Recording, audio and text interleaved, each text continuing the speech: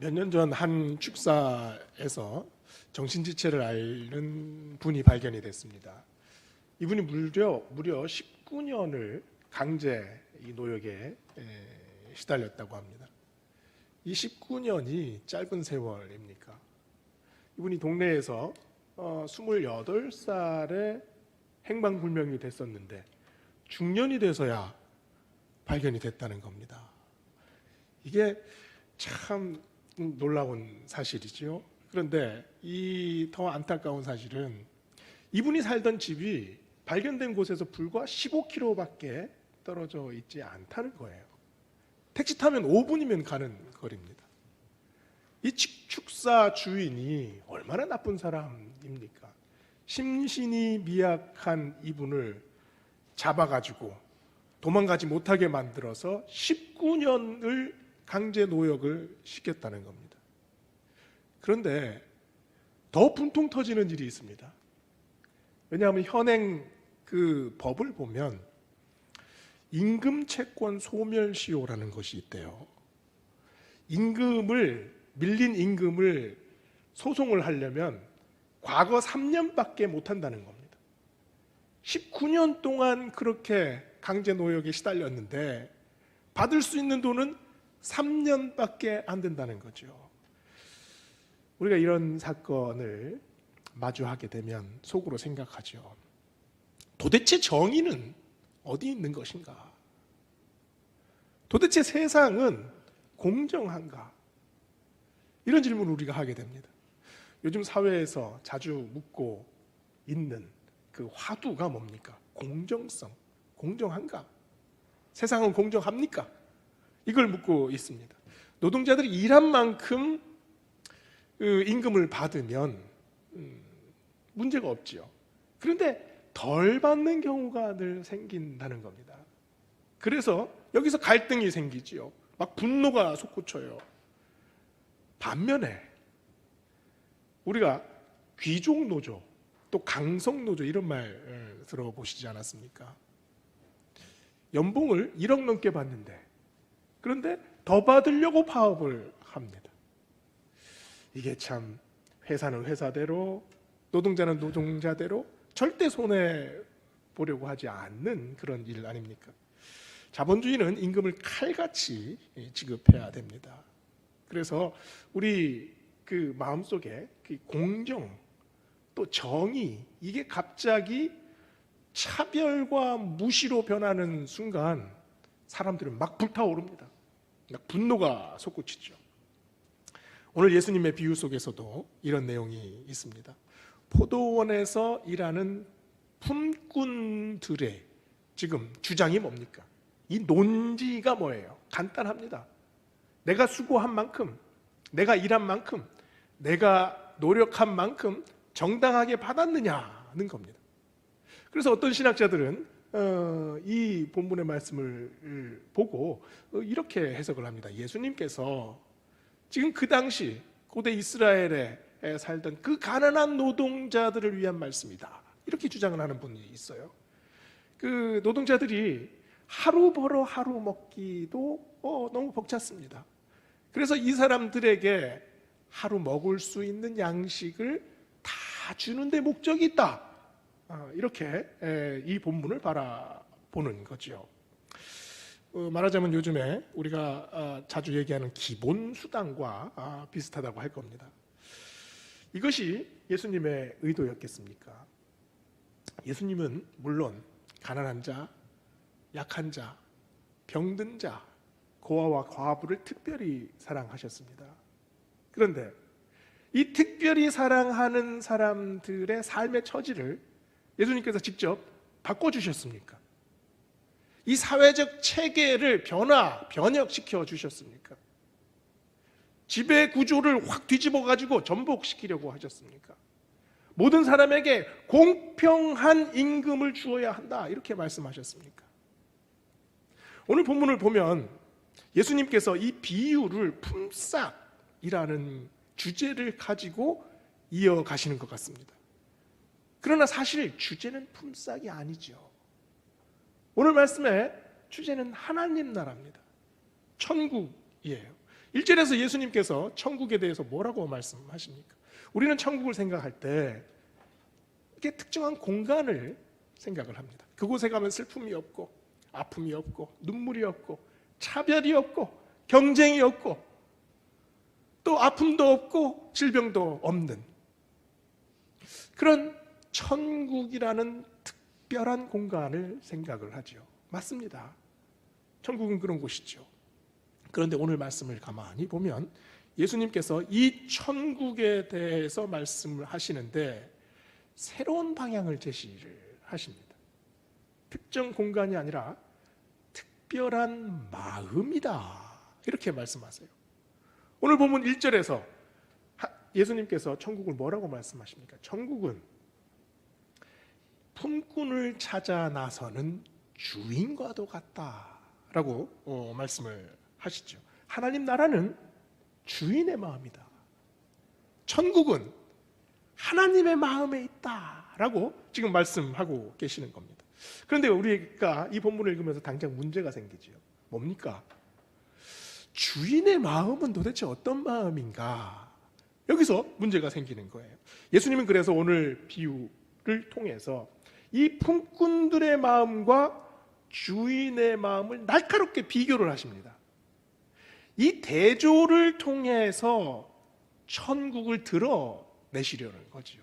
품꾼들이 생각하는 것과 주인이 생각하는 것이 얼마나 다른지를 보여주심으로 해서 여기서 하나님의 나라, 천국이 드러나는 것을 지금 우리에게 알려주십니다. 품꾼들이 왜 불평합니까? 왜냐하면 자기들이 받은 품삯이 충격적이거든요. 이게 10시간을 일하든 1시간을 일하든 똑같이 한 데나리온씩 주셨어요. 이게 사람을 열받게 하는 것 아닙니까? 이게 품꾼들이 생각할 때 불공정, 불공평, 불평등, 이 생각이 바로 드는 겁니다. 그런데 예수님은 이 품꾼들이 얘기하는 바로 그 불공평과 불평등과 불공정을 더 밀고 나가십니다. 계속해서 반복해서 말씀하고 계세요. 이 충격적인 주인의 마음은 어떤 마음이겠습니까? 주인이 지금 장터로 나가죠. 장터는 어떤 곳입니까? 장터는 사람들이 붐비는 곳입니다. 장터에 가서 고등어 한 마리를 살 때 그냥 자판에 있는 거 아무거나 그냥 집어옵니까? 꼬리를 들고 이 눈알이 싱싱한지 안 싱싱한지 보지 않습니까?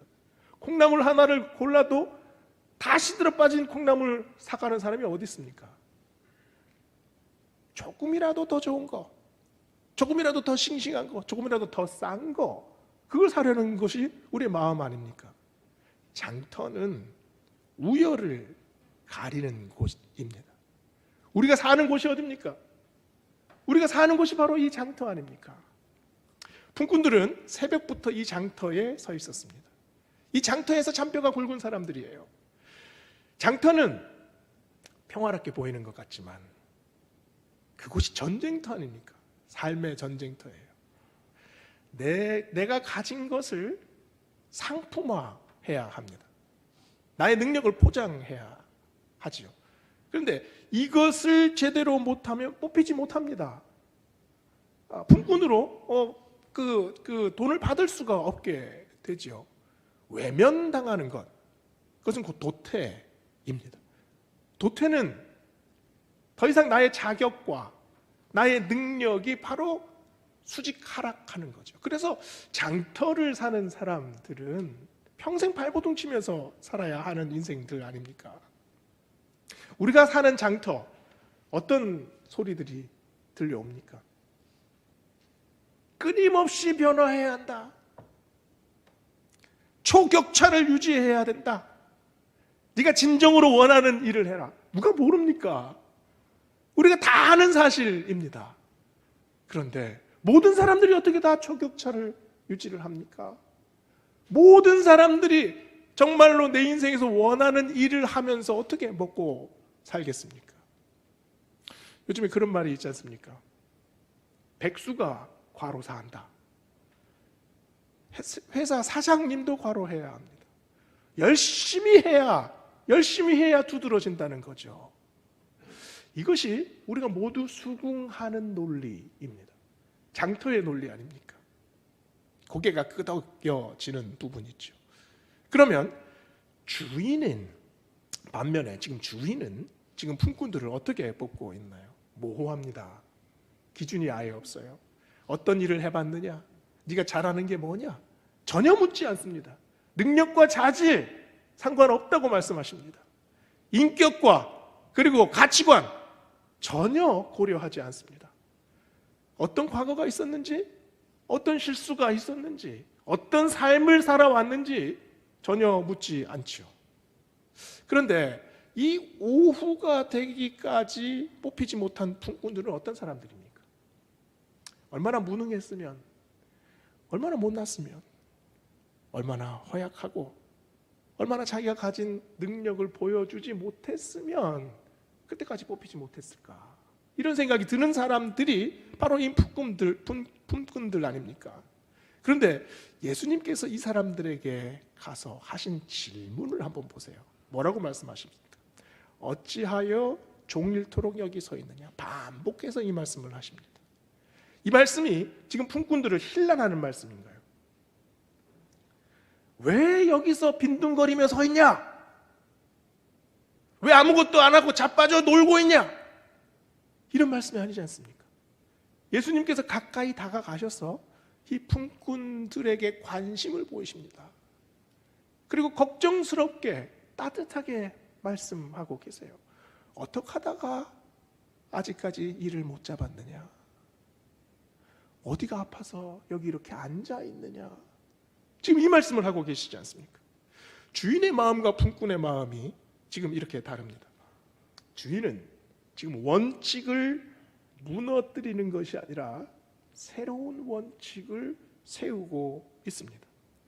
세상은 공정, 평등, 공평, 합리를 말하고 있죠. 지금 이 주인이 새롭게 만들려고 하는 것은 하나님의 공정, 하나님의 정의, 하나님의 공평, 하나님의 합리에 대해서 말하고 있습니다. 주인이 품꾼들에게 하면서 한 말 중에 4절 말씀에 이런 말씀이 있어요. 너희도 포도원에 들어가라. 내가 너희에게 상당하게 주리라. 상당하게라는 말을 우리가 느낄 때 많이 줄 것이다, 풍족하게, 만족하게 줄 것이다, 이렇게 느끼지 않습니까? 그런데 원문을 보면 이 상당하게라는 단어를 디카이오스라는 단어를 썼어요. 근데 이 디카이오스는 의로움, 공의로움 이런 뜻입니다. 정의롭게 줄 것이다. 하나님의 의를 쓸 때 그 의로움이라는 단어를 아무 단어나 쓰지 않습니다. 특별한 단어, 디카이오스네라는 단어를 써요. 이 디카이오스, 상당하게라는 말은 바로 하나님의 의를 얘기를 했을 때 이 디카이오스네에서 나온 말입니다. 디카이오스네는 장터의 품삯이 아니라 하나님의 품삯입니다. 누구든지 나의 품삯을 받을 것이다. 하나님의 품삯은 비교가 아니죠. 비교해서 떨어뜨리려는 것이 아닙니다. 누가 더 우열하고 누가 더 열등한지를 보고자 하는 것이 아니죠. 천국에 들어갈 수 있는 한 데나리온 누구나 받을 것이다. 오직 유일한 징표, 생명의 징표, 믿음의 징표, 구원의 징표, 변화할 수 없는 그 한 데나리온 누구나 받을 것이다. 이게 하나님과 우리가 맺은 언약 아닙니까? 하나님께서 약속하신 겁니다. 하나님께서 우리 모두를 똑같은 생명으로 보시고 소중한 생명으로 보시고 이 생명을 구원하시겠다는 의지가 그 한 데나리온에 들어있다는 말입니다. 우리가 어떤 수고를 해서 하나님께서 우리를 부르셨습니까? 우리가 하나님 앞에 굉장한 수당을 받아야 할 만큼 노력을 많이 했습니까? 우리가 보상을 받아야 하는 사람입니까? 하나님께서 우리를 보실 때 우리가 했던 일을 보시지 않습니다. 한 데나리온은 우리에게 무상으로 주시는 하나님의 은혜 아닙니까? 그게 바로 디카이오스네. 하나님의 의로우심, 우리가 도저히 상상할 수 없는 하나님께서 우리에게 부어주시는 은혜 아닙니까? 이 은혜 앞에서 누가 불평할 수 있습니까? 누가 비교할 수 있겠습니까? 바로 생명 하나하나를 살리시려는 하나님의 마음이 바로 천국입니다. 이 천국의 마음을 지금 예수님께서 지금 품꾼과 주인의 대화를 통해서 우리에게 보여주시려는 거죠. 오늘 말씀에서 가장 돋보이는 장면을 꼽으라면 6절에 있습니다. 제11시에도 나가보니 서 있는 사람들이 또 있는지라. 유대 시간으로 11시는 저녁 5시, 오후 5시를 말합니다. 해저문은 장터에 홀로 앉아 있다고 상상해 보십시오. 사람들이 하나둘씩 이제 다 떠납니다. 해는 저 석양에 뉘어 지고 있고 그림자가 길게 늘어집니다. 그 그늘진 마음, 홀로 남아있는 마음, 그 마음에 무엇이 있나요? 나의 무능함, 나의 약함, 나의 한탄, 나의 슬픔, 애처로움, 굉장히 복잡한 마음이 그 안에 있을 것 아닙니까? 우리가 우리 자신을 생각할 때 나약해질 때가 있습니다. 비교할 때가 있죠. 나보다 늘 앞서가는 사람이 있습니다. 나보다 늘 먼저 가는 사람이 있지 않습니까? 나이와는 상관이 없습니다. 그러나 그 해 저무는 시간에도 주인은 오십니다. 하루의 마지막으로 달려가는 그 시간에도 주인은 오십니다. 모든 것을 포기해야만 할 것 같은 그 시간에도 하나님은 우리에게 오십니다. 루마니아 작가 비르질 게오르기우라는 분이 쓴 25시라는 아주 그 옛날 소설이 있지 않습니까?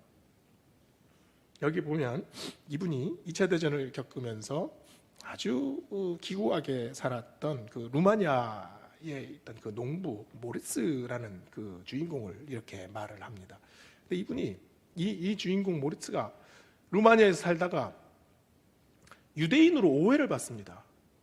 그래서 유대인 수용소에 끌려가서 죽게 됐어요. 그런데 각고의 하여튼 그 험난한 과정을 겪었지만 거기서 탈출해서 헝가리로 들어갑니다. 근데 헝가리에서는 또 포로 수용소에 끌려가요. 그런데 희한하게 이 포로 수용소에 있던 그 독일군 장교가 이 모리츠를 탁 보고는 순간, 야, 이 골격이 이게 정통 게르만 민족의 골격이라는 거예요. 그래 우습지 않습니까? 이 사람이 유대인으로 오해를 받아서 유대인 강제 수용소에서 죽을 뻔했던 사람이에요. 그런데 이번에는 게르만 민족의 아주 표준이라는 겁니다. 그래서 나치의 선전 도구로 막 쓰여져요. 그 다음에도 계속 파란만장한 인생을 겪습니다. 가족들이 죽고 전쟁의 그 포화 속에서 겨우 살아남습니다. 그 각고의 고난과 그 슬픔 또 그 처참한 인생을 겪고 나서 이 주인공이 이런 말을 합니다. 우리는 25시를 살고 있어. 인류의 모든 구원이 끝나버린 시대라는 거야. 최후의 시간이 아니라 최후에서 이미 1시간이나 더 지난 시간이지. 그러나 구원이 지나가 버린 그 시간에도 하나님은 오십니다. 석양이 막 지고 있는 그 시간에도 하나님이 오세요. 아무 소망이 없다고 한탄하는 그 사람에게도 하나님은 오십니다. 가장 밑바닥에 깔려서 더 이상 내려갈 곳이 없다고 한탄하는 사람에게도 오십니다. 사람을 사고 팔았던 사람, 아프리카에 가서 노예를 사로잡고 때리고 죽이고 갈고리로 찍어서 다른 사람에게 헐값으로 팔던 그런 인간 말종 같은 사람에게도 하나님이 오셨습니다. 놀랍고 놀라운 은혜. 존 뉴턴이 뭐라고 말합니까? Amazing grace. 너무 놀랍다는 겁니다. 나 같은 인간에게 어떻게 하나님께서 오셨습니까? 존 뉴턴이 받은 것이 뭡니까? 하나님께서 주시는 그 한 데나리온 받은 사람입니다. 십자가에서 이제 마지막 순간에 숨을 헐떡입니다. 겨우 고개를 돌려 예수님을 바라봤어요. 주여 나를 구원하소서. 그때 주님이 뭐라고 말씀하셨습니까? 오늘 네가 나와 낙원에 함께 있으리라. 이 강도가 무엇을 받았습니까? 한 데나리온의 은혜 받은 사람입니다. 나는 하나님의 나라를 회방한 사람입니다. 복행자였습니다. 핍박자였습니다. 그런 사도 바울을 주님께서 만나 주셨죠. 사도 바울이 무엇을 받았습니까? 하나님의 사랑 그 한 데나리온 받았습니다. 그 한 데나리온 받고 사명에 불타서 온 인생을 복음에 던진 사람이 사도 바울 아닙니까? 우리 모두는 해 저무는 시간, 그늘진 바로 그 시간에 서 있습니다. 그러나 하나님께서 우리의 무엇을 보십니까? 다른 거 보지 않습니다. 하나님께서 우리의 그늘을 사랑하십니다. 우리 삶 속에 깊이 놓여있는 슬픔과 아픔과 무능함과 늘 비교하는 마음과 그리고 항상 절망 속에 허덕이는 그 그늘진 마음까지도 하나님께서 사랑하십니다. 아무 쓸모없는 사람들을 선택하시지 않습니까? 조건이 없습니다. 무조건입니다. 무조건 받아주십니다. 이 마음을 가지신 분이 누구십니까? 하나님의 마음이죠. 새벽부터 저녁까지 장터를 왔다 갔다 하시는 분이 누구십니까? 그 더위에 한 번도 아니고 두 번도 아니고 네 번, 다섯 번을 왔다 갔다 하십니다. 왜 이렇게 왔다 갔다 하십니까? 왜 한 자리에 가만히 서 계시지 못합니까? 왜 안절부절하십니까? 왜 노심초사하십니까? 왜 다급해 하십니까? 왜 안타까워 하십니까? 주인은 포도원과 장터를 왔다 갔다 하며 포도원에 신경 쓰지 않습니다. 주인의 마음은 오로지 장터에 있습니다. 장터에 남아있는 그 한 사람, 마지막 한 사람까지 내가 불러야겠다. 그 마음이 어떤 마음입니까? 잃어버린 잃은 양 한 마리를 찾아가는 목자의 마음입니다. 집을 나간 탕자를 기다리는 아버지의 마음입니다. 우리 중에 누가 스스로 자원해서 결심해서 이 자리에 앉아 있는 사람 있습니까? 우리는 하나님께서 설득하셔서 하나님께서 부르셔서 하나님께서 붙잡아 주셔서 이 자리에 앉아 있는 사람들입니다. 지금도 우리는 삭막한 장터에서 살고 있지요. 늘 이기려고 하고 또 늘 성공하려고 하고 나를 드러내고 싶어 하고 또 시기와 질투 사이에 휩싸입니다. 장터의 삶에 우리가 너무 깊숙이 빠져 있는 거죠. 그런데 예수님께서 그 장터의 논리를 뒤엎어 주셨습니다. 뒤집어 엎어 주셨습니다. 그리고 포도원의 논리를 보여주셨어요.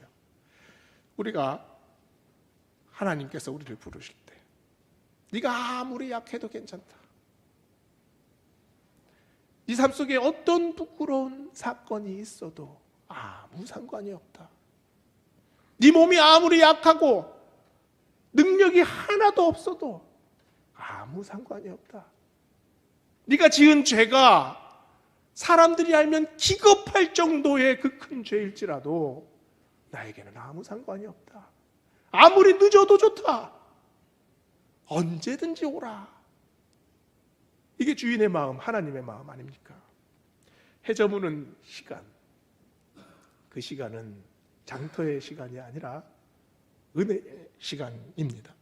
우리를 하나님께서 전혀 다른 시간 속으로 지금 불러주고 계시지요.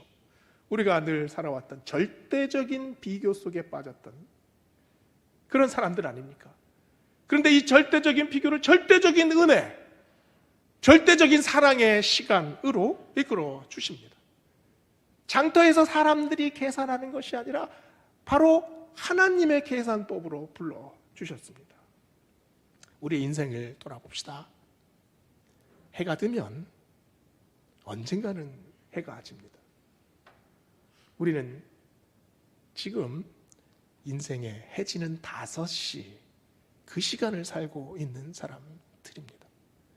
해저문은 그 석약을 바라보며 내가 무엇을 가지고 있나? 내가 무엇을 드러낼 수 있나? 내가 어떤 삶을 살아왔나?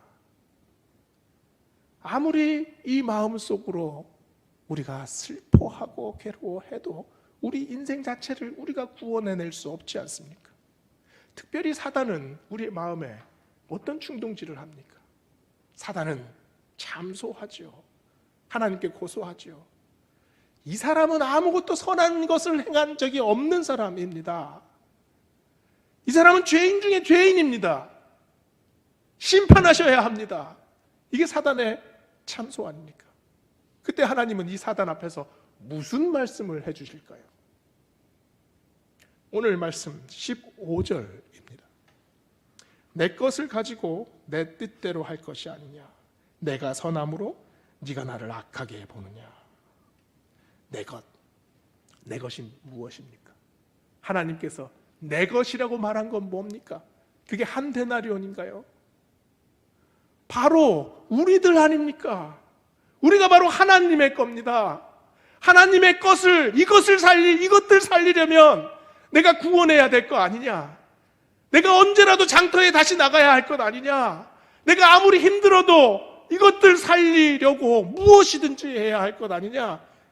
내가 선한데 내가 이 일을 함으로 네가 나를 악하다고 보느냐? 사단에게 이렇게 말씀하십니다. 우리를 두둔하시는 하나님, 우리 편에 서 계신 하나님, 끝까지 우리를 놓지 않으시는 하나님, 우리와 늘 함께 하시려는 하나님, 바로 오늘 본문 말씀에 그 하나님의 사랑이 있습니다. 오늘 이 아침에 우리가 장터가 아니라 하나님께서 부르시는 그 은혜의 포도원 안에 모두 들어가시는 그 고백의 시간이 되시기를 소원합니다. 기도하시겠습니다.